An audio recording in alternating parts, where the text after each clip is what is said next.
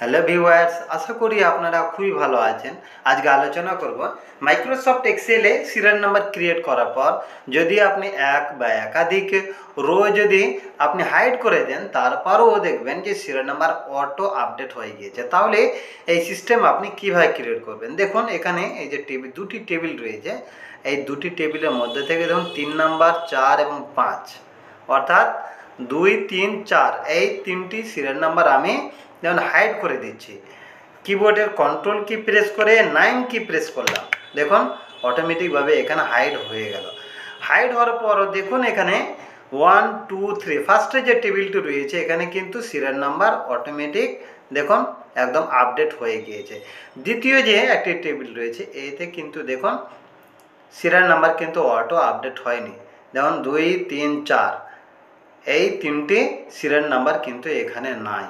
তাহলে দেখুন, তাহলে হাইড করার পরও কীভাবে আপনি সিরিয়াল নাম্বারগুলিকে অটো আপডেট করবেন, কোন সিস্টেমে, তা আজকে দেখাবো। দেখুন, আমি কন্ট্রোল শিফট কি প্রেস চেপে ধরে 9 কি প্রেস করলাম, দেখুন এখন কিন্তু আনহাইড হয়ে গিয়েছে। তাহলে এই সিস্টেম দেখুন আমি আপনাদের দেখাচ্ছি।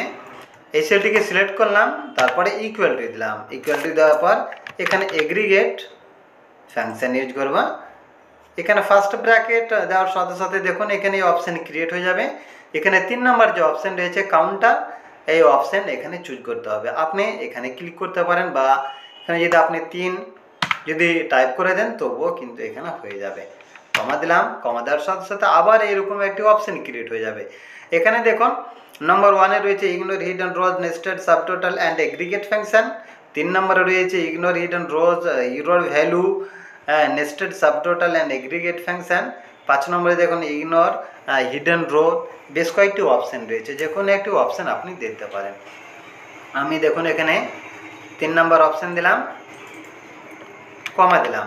তারপরে এবার দেখুন প্রোডাক্ট নেম যে ইউপিএস যে সেলটি টাইপ করা রয়েছে এই সেলটি আমি সিলেক্ট করে দিলাম।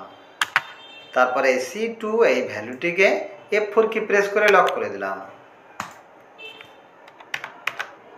আবার ইসডু দিলাম, ইসডু দেওয়ার পর আবার ইউপিএস এই সেলটিকে সিলেক্ট করে দিলাম, ফার্স্ট ব্র্যাকেট ক্লোজ। এবার এন্টার দিলাম। দেখুন এখন আমি দেখুন এখানে দুবার ক্লিক করার সাথে সাথে দেখুন অটো আপডেট হয়ে গিয়েছে। এবার দেখুন আমি 3, 4, 5 বা এখানে দেখুন 4, 5, 6 অর্থাৎ 3 নাম্বার, 4 নাম্বার, 5 নাম্বার এই তিনটি সিলের আমি হাইড করে দিচ্ছি। দেখুন কন্ট্রোল 9 কি প্রেস করলাম, দেখুন এখন কিন্তু হাইড হয়ে গেছে। হাইড হওয়ার পর 1, 2, 3, 4, 5, 6, 7, 8 অর্থাৎ সিরিয়াল নাম্বার অটো আপডেট হয়ে আছে। তাহলে আমরা এগ্রিগেট ফাংশন ইউজ করে আমরা সিরিয়াল নাম্বারকে অটো আপডেট করে নিতে পারবো হাইড করার পরও।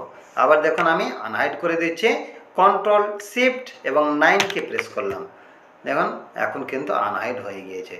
তাহলে এই সিস্টেম প্রয়োগ করে, এই ফর্মুলা প্রয়োগ করে আপনারা এই সিরিয়াল নাম্বারগুলিকে অটো আপডেট করে নিতে পারবেন। আশা করছি এই ভিডিওটি আপনার খুবই কাজে লাগবে। এরকম অসংখ্য টিপস পেতে আমার চ্যানেলটি সাবস্ক্রাইব করুন, লাইক, শেয়ার ও কমেন্ট করুন এবং নিয়মিত ভিডিও পেতে নোটিফিকেশান অন করুন।